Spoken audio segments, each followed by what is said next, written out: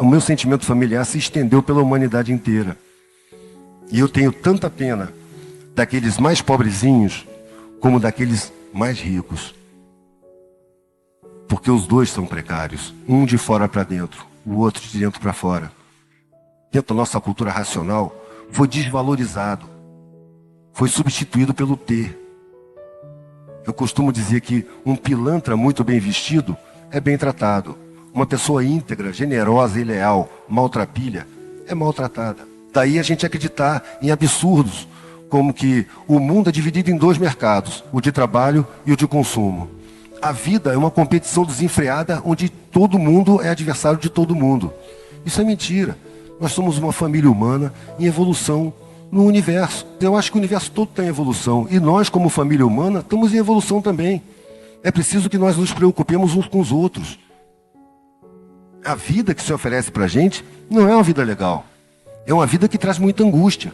Porque você não tem irmãos, você tem adversários. Todo mundo pode te passar a perna, você não pode confiar em ninguém. Você tem que ser egoísta e pensar em si. O seu conhecimento não pode ser usado para beneficiar a coletividade. Ele tem que ser um capital seu, para você fazer uso egoísta dele. Então o egoísmo é altamente estimulado. E isso angustia, porque o ser humano nasce para se integrar. Ele é um ser coletivo. A minha vergonha de privilégios ofendia a minha classe. Quando eu resolvi não ter nada, eu fui hostilizado. Eu não queria ofender ninguém, mas eu fui hostilizado como um cara que desprezou tudo, que jogou tudo para o alto. Eu não joguei tudo para o alto e nem desprezei nada. Eu era muito grato pela formação que eu tive. E jogar para o alto na visão deles, para mim, simplesmente, eu estava deixando para trás o que não era suficiente. Eu queria alguma coisa que não estava ali naquele meio. Não era privilégio, era entendimento. Aí que eu comecei a sentir a função da minha vida. Foi quando as pessoas começaram a absorver, quando eu encontrei gente que se encantou com o que eu fazia. Porque até então, para mim, era só desabafo. Eu não via função naquilo, a não ser dar sentido à minha vida. Quando o mundo começou a me pedir as minhas coisas, a me chamar a opinião, a pedir minhas colocações e meus pontos de vista, aí eu vi que eu estava realmente cumprindo uma função. Eu tinha saído para aprender e de repente eu estava também ensinando. Que eu acho que a melhor maneira de ensinar é aprendendo. E a melhor maneira de aprender é ensinando. O mundo, ele provoca muita raiva na gente. É preciso a gente estar atento. E é sempre bom evitar a raiva toda vez que é possível. Às vezes não é possível. Mas muitas vezes sim, é possível. E é preciso a gente desenvolver essa capacidade. Eu estou preocupado em desenvolver a minha percepção para perceber quando a pessoa é mau caráter e quando ela é bom caráter. De estar atento a informações que me chegam, que podem me acrescentar conhecimento e percepção para tomada de consciência, porque eu acho que a função é essa, tomada de consciência. Você vai tomando consciência, seus valores vão mudando, suas atitudes vão mudando, seus objetivos, seus desejos vão mudando, e as suas relações também vão melhorando, tanto com as coisas quanto com as pessoas, com o mundo, com a sociedade em geral. Sacou? Porque a sociedade chama para o conflito. Então muita gente acha que tem que melhorar a sociedade, tem que estar em conflito. Não, pelo contrário. O conflito te expõe, você tem que estar em harmonia. A sociedade está preparada para o conflito. Ela não está preparada para a tomada de consciência pacífica, irmã, amorosa, afetiva e respeitosa. Para isso, a sociedade não está preparada. Por isso você vai ver todos os movimentos de conscientização, por mais afetivos e amorosos que sejam, serem atacados com ódio absoluto pela mentalidade conservadora. Porque essa mentalidade conservadora não tem argumentos para contrapor a amorosidade, a conscientização, a tomada de... Não tem argumentos. Então ela difama, criminaliza, mistura com demônio, usa essa mentalidade ingênua, superficial, que acredita em Deus Pai e que tem demônio escondido debaixo da cama, sabe? Toda hora tem demônio. Eu acho que ninguém vê tanto demônio quanto essa galera. E eu acho estranho falar em evangélico, mano, porque eles ficam no Primeiro Testamento, no Velho Testamento, naquelas barbaridades lá. Você pega o Novo Testamento, é outra coisa. É uma coisa amorosa, que te impõe o sacrifício pelo outro. Sim. Que te impõe a frugalidade na vida, não a ostentação. Ali Deus não te premia com dinheiro. Isso é ilusão, mano. A maior parte das pessoas que eu conheci pobre e ficou rica, mano, piorou como pessoa. A maior parte, não foram todos. Então Deus te dá dinheiro, mano, seria tipo Deus te armando uma arapuca. Sacou? Armando uma arapuca para você se perder na sua alma, ficar arrogante e ir pro inferno depois. Faz sentido? Não faz sentido nenhum, mano. Me incomodava chegar no clube e ser atendido por pessoas sorridentes, que estavam sendo pagas para serem sorridentes.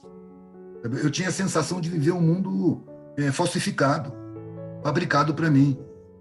Eu chegava nos lugares, todo mundo me amava, todo mundo me considerava, todo mundo queria o meu bem, todo mundo estava ali para o meu bem-estar.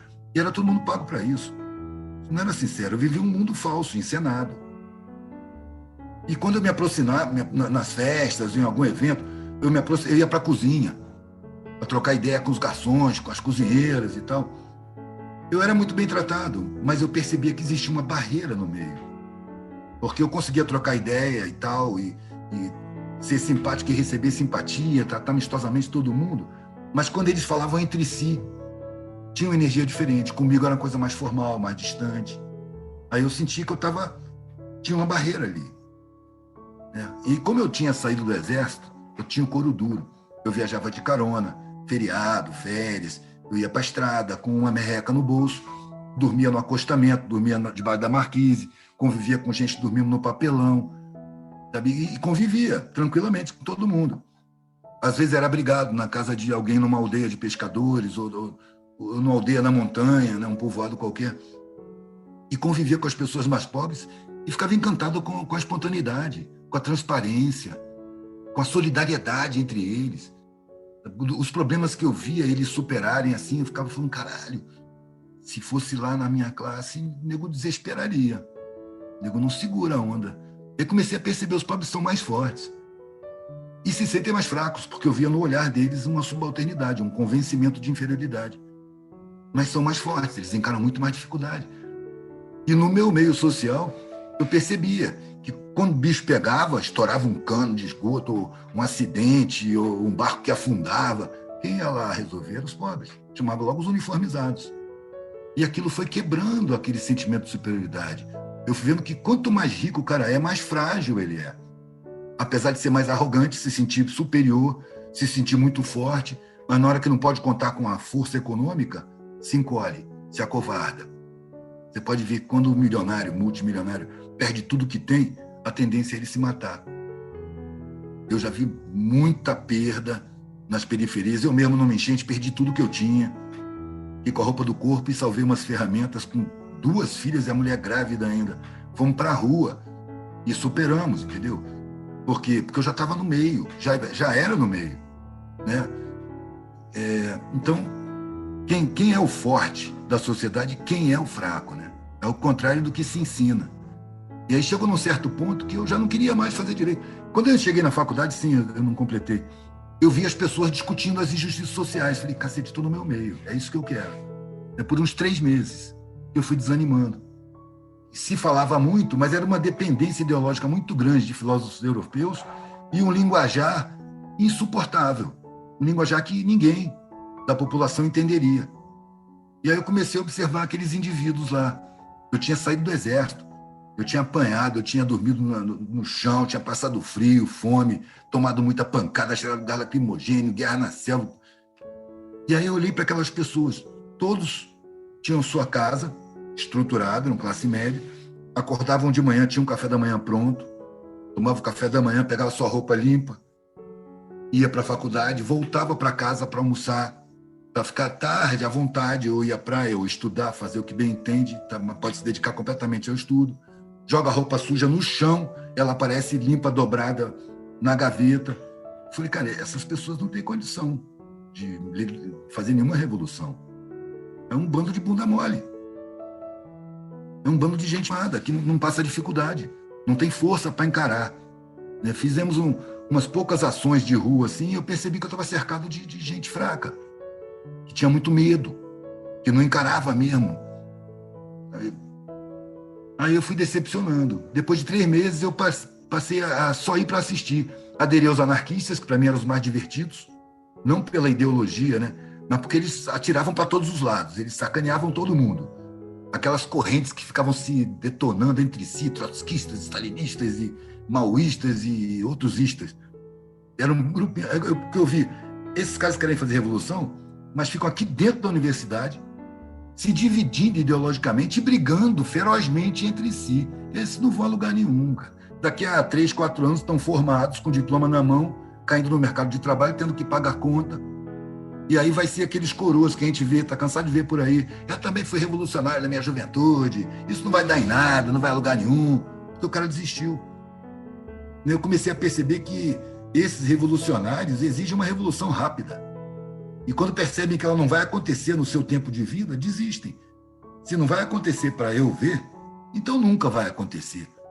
Não percebem um processo que começou há milhões de anos atrás e que não acaba quando a gente morre. A gente nasce nesse processo de desenvolvimento social, humano, planetário, e participa por umas décadas. A gente é muito menor do que o processo.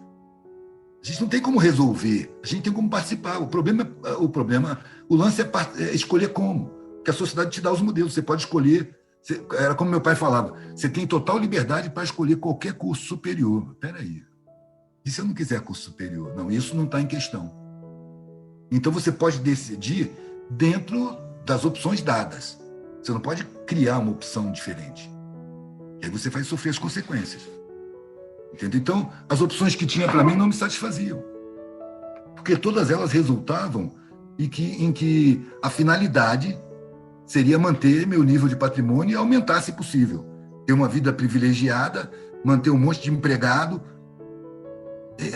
Aquela coisa, eu não assimilava essa ideia de que você empregar uma pessoa é um favor que você faz. Entendeu? Não assimilava.